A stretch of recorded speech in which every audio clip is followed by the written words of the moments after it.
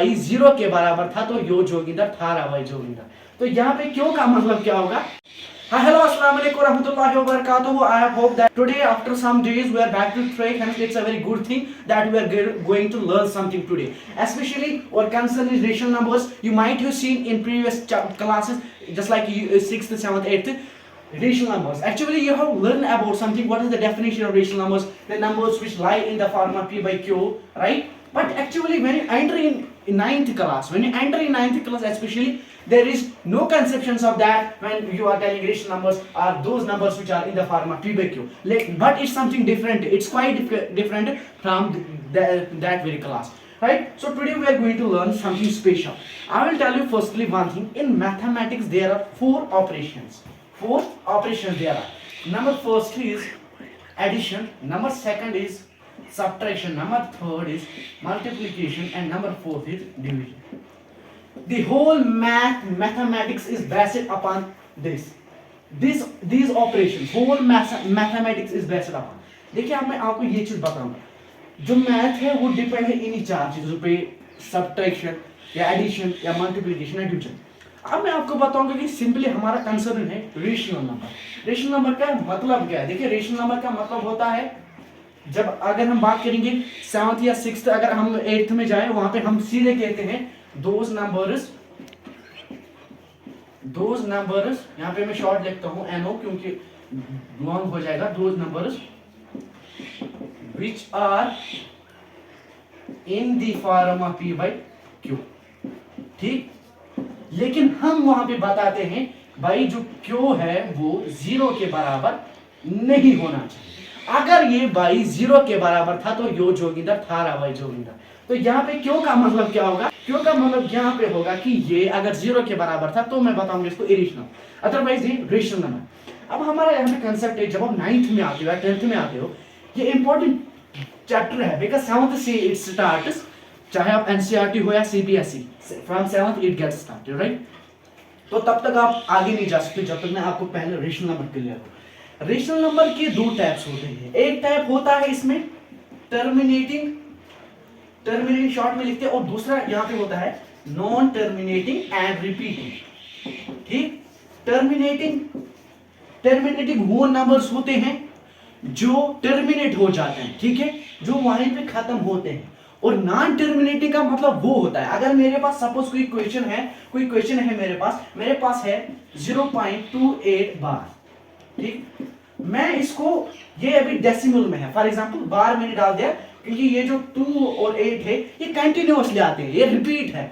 और ये क्या होता है, एक तो ये नॉन टर्मिनेटिंग है और दूसरा ये रिपीट है यहाँ पर, तो इसको मैं कहता हूं ये क्या है, नॉन टर्मिनेटिंग। अब मैं आता हूं सीधे अपने इस चैप्टर पे, वो मैं आपको बताऊंगा कि रेशनल नंबर पे हमें पहले बात करनी है। तो रेशनल नंबर क्या है वो आपने समझा, हम क्या कहते हैं। अब रेशनल नंबर मतलब क्या होता है, देखो अगर हमें नंबरों के बीच में, यहाँ पे मैं लिख देता हूँ 3/4 एंड 5/4।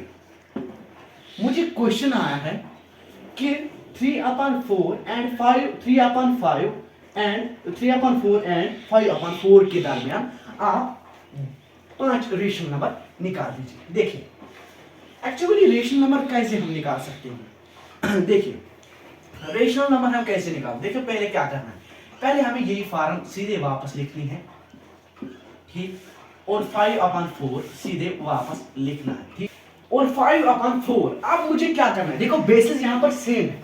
अब मुझे क्वेश्चन बता रहा है कि भाई आप 5 या 6 रेशनल नंबर, मैं एग्जांपल देता हूँ, क्वेश्चन बता रहा है कि 6 रेशनल नंबर निकालो, नहीं निकाल सकते। अगर आप 3 और 5 के घर में एक निकलेगा वो है 4। अब देखो क्या करना है, जो मेरे पास डिनोमिनेटर, मैं इसको यानी इसको उसी नंबर से मल्टीप्लाई, न्यूमरेटर को उसी नंबर से मल्टीप्लाई करूंगा जिससे मैं यहाँ पे भी मल्टीपल करूंगा। अब देखो यहाँ पे मतलब क्या है कहने का, यहाँ पे है, ये मेरे यहाँ पे था क्वेश्चन 3/4 5/4, इसमें से 6 रेशनल नंबर निकालो। देखिए यहाँ पे मैं क्या करता हूँ, 3 को मैं 10 मल्टीप्लाई करता हूँ, 5 को मैं 10 मल्टीप्लाई करता हूँ। अब देखना हजारों में निकलेंगे अब रेशनल नंबर्स।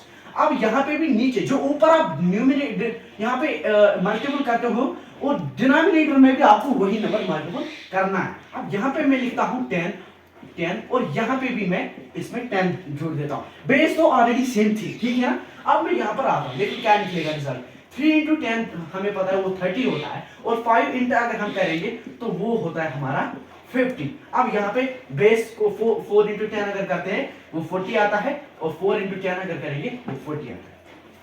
अब क्वेश्चन बता रहा था हमें 6 रेशनल नंबर निकालो, लेकिन मैं बता रहा हूं यहाँ पे बहुत सारे निकलेंगे। आप देखो कैसे, 6 ही बता रहा था ना, आप देखो कितने निकालेंगे हम। यहाँ पे लिखेंगे हम 31 अपॉन 40, 32 अपॉन 40, 33 अपॉन 40, 34 अपॉन 40 और 35 अपॉन 40, 36 अपॉन 40। तो कितने आ गए, 1 2 3 4 5 6, तो 6 हमने निकाल दिए। तो इस तरह से आपको क्या करना है, अगर आपको किसी भी नंबर, किसी भी डिजिट्स के अनलिमिटेड रेशनल नंबर्स निकाले, जितने चाहो आप उतने निकालो, तो आपको पहले क्या करना है, आपको बेसिस को सेम बनाना होगा। बेसिस आप कैसे सेम बनाएंगे, उनको मल्टीपल करेंगे, या अगर आप इन दोनों को सेम मल्टीप्लाई करोगे, पहले आपको मल्टीप्लाई सेम करना है। जो आपने न्यूमरेटर में किया वो आपको डिनोमिनेटर में भी करना है, और फिर जाके उनको मल्टीपल करने के बाद, मैंने इसको भी यहाँ पे मल्टीपल किया, इसको भी, यहाँ पे रिजल्ट 30 आया, इसको भी मल्टीपल किया 40 आया, इसको भी 50। अब मैं देखता हूँ 30 और 50 में से 20 रेशनल नंबर्स मुझे निकल सकते हैं, और क्वेश्चन बता रहा है खाली 6 ही, तो मैंने वो 6 निकाल दिया। अब लास्ट में एक चीज बताऊंगा आपको, अगर वो अच्छा लगे तो सब्सक्राइब तो बनता है, क्योंकि वो यार अब हम बहुत कम नजदीक है, 1000 हम करने वाले हैं इंशाल्लाह वन के। एक और क्वेश्चन हमारा यहाँ पे है 10 upon 5 and 6 upon 5 for example. अब कैसे मैं इसको सॉल्व करूंगा, वेरी इजी है। देखो 10 को मैं 10 से ही मल्टीपल, अब 10 को मैं 10 से मल्टीपल नहीं करूंगा, रुको अब यहाँ पे बताओ, देखो 10 को मैं 10 से मल्टीपल नहीं करूंगा, तो 10 से मैं 10 को मैं 1 से, फॉर एग्जाम्पल 10 को मैं 10 से मल्टीपल करूंगा, एंड 6 को मैं यहाँ पे मल्टीपल 6 को मैं करूंगा मल्टीपल 10 से, ठीक, और 5 को भी मैं यहाँ पे मल्टीपल करूंगा 10 से। अब 10 ही नहीं है जरूरी, आप यहाँ पे किसी भी नंबर से मल्टीप्लाई कर सकते हो। 10 इंटू 10 क्या होता है, वो 100 होता है, ठीक, और 6 इंटू 10 क्या होता है, वो आपको पता है 60 होता है, ठीक है। और यहाँ पे 50 और यहाँ पे 50। अब आप यहाँ पे फंसोगे बिल्कुल। हाँ, आपने अभी बताया 30 इंटू 50 में निकाल सकते हैं, क्या आप 160 के दरमियान निकाल सकते हो? बिल्कुल निकाल सकते हो। अब देखो कैसे निकाल सकते हो। अभी यहाँ पर हम क्या करेंगे, अभी यहाँ पे कुछ नहीं होगा, हम सिंपली इसको क्या करेंगे, इसको भी हम 2 से करेंगे तो 25 आएगा हमारा, 25 आएगा हमारा, 30 आएगा हमारा, 50 आएगा हमारा। अब देखो अभी यहाँ पे 50, अभी यहाँ पे 25 वैसे सेम रही, और अभी यहाँ पे 30 और अभी यहाँ पे 25 वैसे ही रही, ठीक है ना।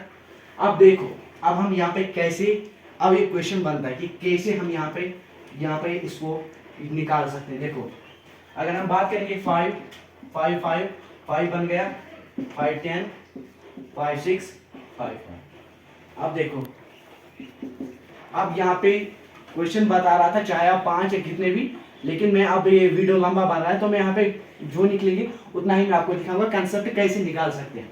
देखो अब यहाँ पे क्या करें, 10 निकला, 5 बेस रही, एंड यहाँ पे लिखेंगे, और 30 यहाँ पे है ना। 30 का अगर हम देखेंगे 5 इंटू 6 क्या होता है, वो तो 30 होता है। अब यहाँ पे 6 लिखेंगे, 6/5। अब देखो अब यहाँ पे आप 4 रेशनल नंबर निकाल सकते हो, है ना, बिल्कुल आप 4 रेशनल नंबर निकाल सकते हो। यहाँ पे जगह नहीं थी वरना मैं आपको बताता आप कैसे निकाल सकते हो। तो इस तरीके से भी आप रेशनल नंबर को निकाल सकते हो। तो क्या क्या यहाँ पे निकलेगा वो देख सकते हो। अब यहाँ पे उतनी जगह नहीं, यहाँ पे निकलेगा 6 into 10, 7 into 10, 8 into 10, 9 into 10 and 10 into, right.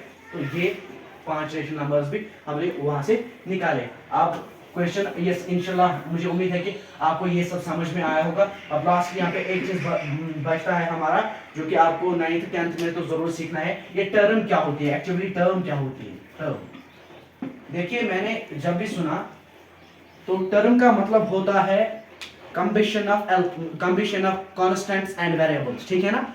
जब मेरे पास 1 2 3 4 एंड 5 ऐसे नंबर्स और etc एंड सो ऑन लिख सकते हैं यहाँ पर, और सो ऑन। अगर मेरे पास ये नंबर्स है और मैं इनसे डाल रहा हूँ alphabets means A B C to D, ठीक है ना। अब मैं ये बताऊंगा कांस्टेंट का फिक्स्ड वैल्यू होता है लेकिन वेरिएबल का फिक्स्ड वैल्यू नहीं होता है। तो मैं सिंपली बताता हूं, टर्म का मतलब होता है combination of constants and variables with mathematical operations.